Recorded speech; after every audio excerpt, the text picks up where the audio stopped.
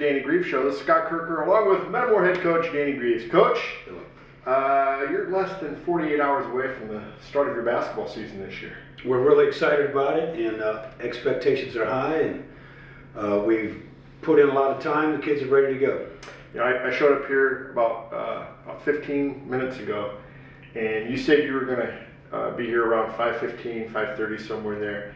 I got here right at 5, and you had kids in the gym shooting around. Well, they're trying to get some extra shots up. They've come I love it when they come a little early and stay a little late, so it's always nice to have kids shooting. This year, you know, for years, for as long as we've been covering you, I think since year one, you've gone up to the Ottawa tournament to start your season. Great place, great venue, tremendously nice people. Right. You made it to this championship game like we talked about before we went on. You made it to the championship game, I think, 7 of 9 years. Right. But nowhere in those 9 years did you face the kind of challenges and the talent and the good basketball teams you're going to face Tuesday, Wednesday, Friday, and Saturday over in Washington. Not all 4 nights. No. We'd get a couple good games each year over at Ottawa. Mm-hmm. And then, you know, all of a sudden we were playing Ottawa almost every year for the championship. And then they, you know, didn't like us as much, so we went away. Yeah, but you had a chance to stay close, you know, get some local, our fans have a chance to go over there and watch those games. It's an awful easy drive, it's a quick drive, but you start off the season with a very good Lanphier team. Springfield Lanphier last year, we were watching film from last year's team. It was hard to get because nobody was really at the games and couldn't film them. But their first game, right out of the gate, they played Lincoln. Played them tough, lost the game, and then ran 13 straight. So they haven't lost in 13 games. They lost their big center in there. He was a double-double guy. Got almost everybody else back, so they're going to be very challenging. And you know they're going to be very good, well coached. And anytime you have a Springfield school, they're going to be a challenge. Well, they bring a toughness about them, always. And they're always going to bring, you know, one of the things I do love about them is they're really going to get up in you and challenge you full court. And I think that with the kids that we have and the ability to bring the ball up the court, I think that would be advantageous for us if they would press us. You play them on Tuesday night, I believe, at 5:30 or 4:30. And then you turn around on Wednesday night, the day before Thanksgiving, and you play a team out of California, St. John Bosco. Probably a little bit more known for their football. I think they're ranked 7th in the nation in football. But you know they're going to be good in basketball. They don't come from California to Washington, Illinois if they're not going to be good. No. They started some big kids. Yeah. They had a 6'9" kid that actually transferred out and now starts for the #1 team in the country. So that's the kind of talent they've had. And the thing is, they'll still be fine without him. They start, you know, they have 2 other 6'7" guys and a 6'5", so they have length. They've got a freshman guard that's really good, supposedly, so we'll get a chance to look at them before we play them. So that's going to be a challenge. And then Friday and Saturday, I guess it's just how your pool play plays out to determine when and who you play those 2 days. 12 teams total. Don't know exactly if you're at the top of your pool, you'll play in the evening. If not, you'll play in the mornings. Hopefully we're playing for something in the evenings. That'd be awfully nice, but you know, you made the comment Saturday night that we could go 0-4 and still be really good. Well, the way I look at it is, you know, the first 2 games are phenomenal talent, and then you're going to get whoever's left. The #1 team in the country, or in the state, is there. Yorkfield Christian, the kid that signed with Duke, really good player, and he's not the only thing they have. So the quality of teams are going to be, you know, just what we need to get this year started. I think when you have high expectations like our kids do and our parents do and our school does, and of course our coaches also, I think you better challenge yourself and put yourself out there. So that's what we've done. You play in a very good Mid-Atlantic conference. There's a lot of teams bunched together. Yourself, Washington, Morton. You were mentioning last night how improved Canton is. And Pekin with a new coach. You know that you're going to get a pretty good effort out of East Peoria and Limestone. And Dunlop beat us up there at their place also. New coach there also. Yeah. But even though the conference is improved and is very good, right. Play a great tournament to start the season. I guess you decided it wasn't good enough, and you went out and scheduled Bradley Bourbonnais. You go up to Hyde Park in Chicago. You've got a back-to-back with Normal U High and Bloomington. Yes. Two really good basketball teams. Your non-conference schedule. The last Saturday in January, Manual's putting a big shootout on there, and we played Manual as the marquee game, the last game of the night. Gee, you just guess you didn't think that the rest of the schedule wasn't good enough. It's fantastic, though. Anytime you can get the quality teams, it's not just those slight teams where those kind of teams that are long and athletic and maybe not as organized as a team in the Mid-Illini, because they don't have to be. All I know is this. If we're going to play for anything at the end of the season, you better be fire tested. And you will be this year. We've got some really good players. We've got some excellent leadership, and our two captains are coming back, Zach Schroeder and Luke DeFrance. We've got a marquee player that everybody's come to watch. We've had 14 different schools come in and look at us up in the fall here to watch Ethan practice. But then he gets to see everybody else practice. Mm-hmm. We've had head coaches, assistant coaches. It's been nice. It's been a good fall for basketball here. Yeah. And now finally we get a chance to go out and prove ourselves to somebody else, because I think our guys are thoroughly tired of beating up on each other. Coach, getting back to a little bit of the schedule, it's going to be such a fun year this year. The weekends are going to be just phenomenal. If you don't play Friday, you're going to play somebody really good on Saturday, right, or vice versa. And week or night in, night out, those teams are going to be awfully good. You're going to be so tested for the postseason. This may be the best schedule, I think. And you've had good schedules, right? You haven't shied away from anybody, but I believe this might be the best schedule I've ever seen a men's basketball team have. Well, I've seen some schedules in the past where they played, and on given days and given years and given centuries. I mean, I've looked through the books, and I've never recalled a schedule at this school that's going to be this challenging. No, but that's how you get better. And you touched on it a little bit with your two captains, Zach Schroeder and Luke DeFrance, and then your marquee player with Ethan Kaiser. But then you throw in guys like Drew Tucker and Tyson Swanson. Both of those guys are capable. And Tyler Mason and Devin Dunn and Kaiser Quick. I mean, yes, and Jake Nealon. I mean, yes. We've got great.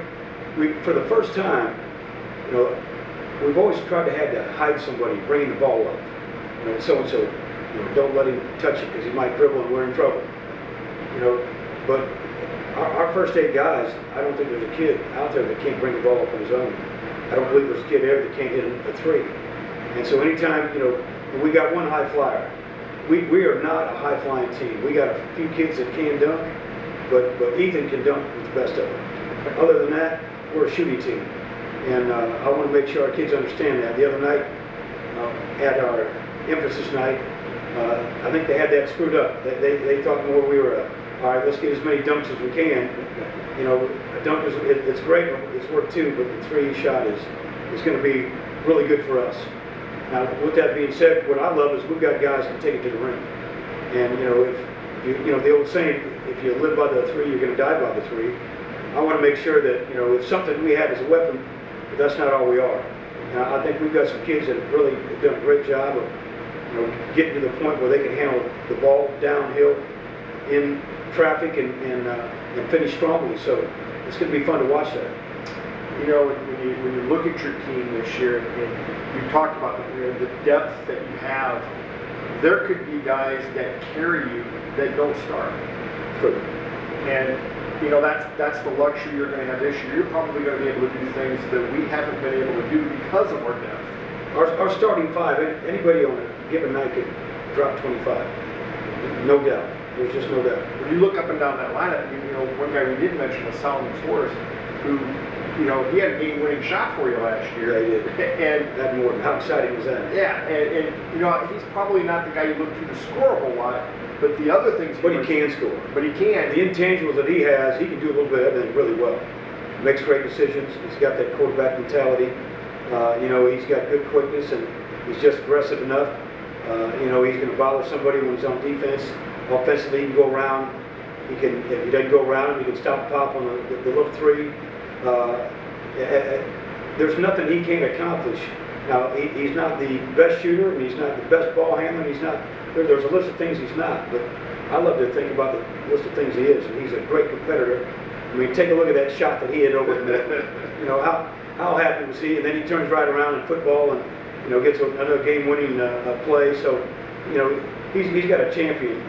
Heart. I mean, he really does. And there's the guys. It's those guys that know their role and they cherish that role. Yeah. And that's the one thing that you've always seen in your teams before. The kids know what they're capable of doing, right. And that's why you've been successful. But now you've got a whole bunch of guys that are striving for that. And now it could be even better. And a lot of times there could be a problem with that because there's not enough minutes. It's only 32 minutes. There's only one ball. And so then you've got kids that will have to morph their game a little bit. Instead of just being a great ball handler and a great shooter, now they better be a great defender or they can't get on the court. Right. Case in point, Devin Dunn a year ago, probably our second best three-point shooter. I mean, he could really stroke it. But we needed to have him play defense, and he wasn't as aggressive as he needed to be. Put on a little bit more strength. Man, that kid is right there in the top 8, where before you wouldn't even think he was be in the top 12 because we had to hide him somewhere on defense. And so when we got kids that will pay the price and really put the team first, and we've got a whole bunch of kids like that, so it's going to be fun to watch them. When you look around the conference, Chris, you got to consider yourself up at the top. Who else in the conference do you look at as being a really good team? Well, Washington, obviously, they've still got a lot coming back from a team that's been together a long time.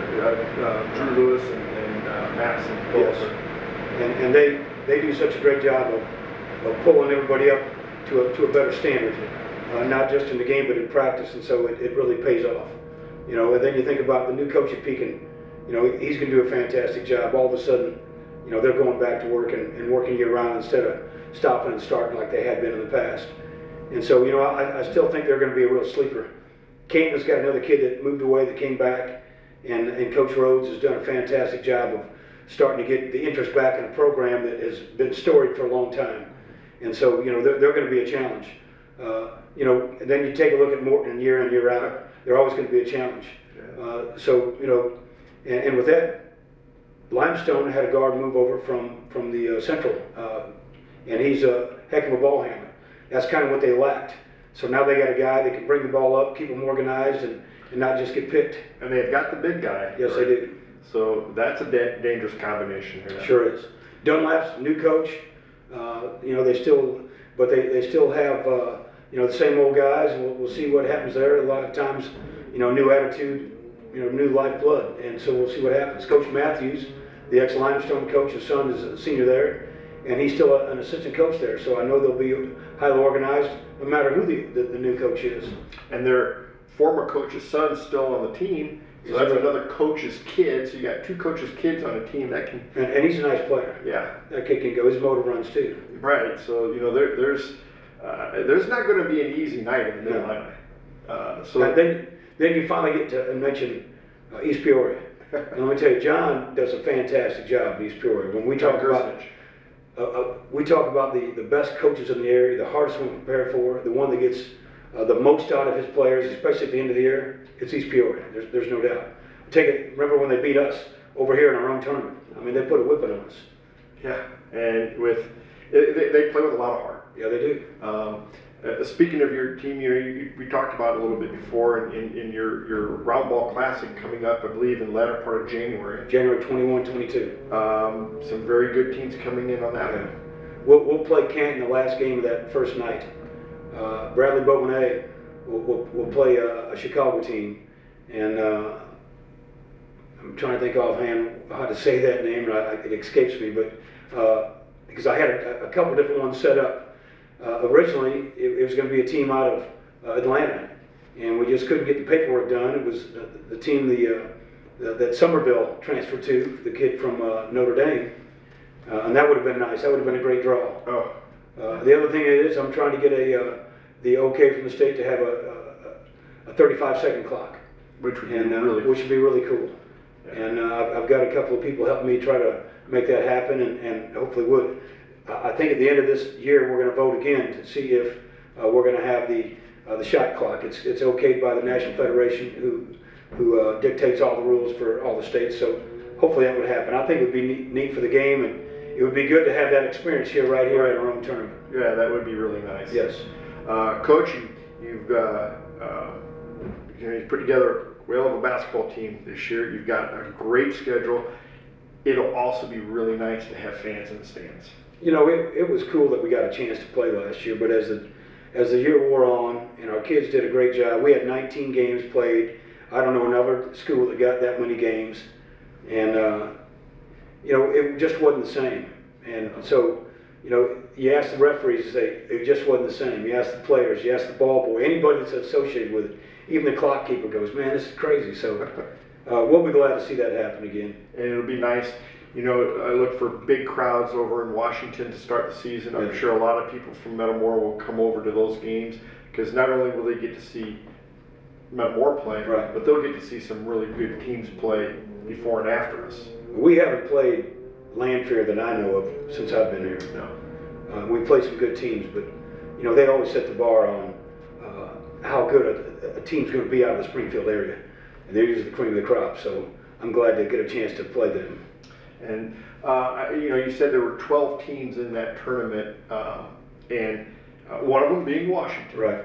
And we get to see the other two. So the other 8 that we don't know about, I'm sure you know who they are. It'll be fun. It's kind of nice not really knowing who you're going to play next Friday and Saturday. Right. Which is kind of how it is when you get to the tournament too. You don't really know who you're going to play. But what I love is I'll have 2 games of film on them. We'll break it down. We'll have every offensive touch they have, every defense, every inbounds play. So we'll be highly prepared for them, even though we don't know who they are. But you know, that's what we give our kids the opportunity to, you know, all the analytics on, you know, where they shoot, when they shoot, who shoots. And so, you know, we guard the ones that shoot, we don't guard the ones that don't. And so hopefully that, you know, that game plan help us get over that hump. You come into this season, you return, I think it's 99.4% of your scoring back from last year. Like you said, you had 19 games. Probably, like you said, you played the most games. I think we're the only school in the area that had a non-conference game. Right. And but you get back a little over 99% of your scoring.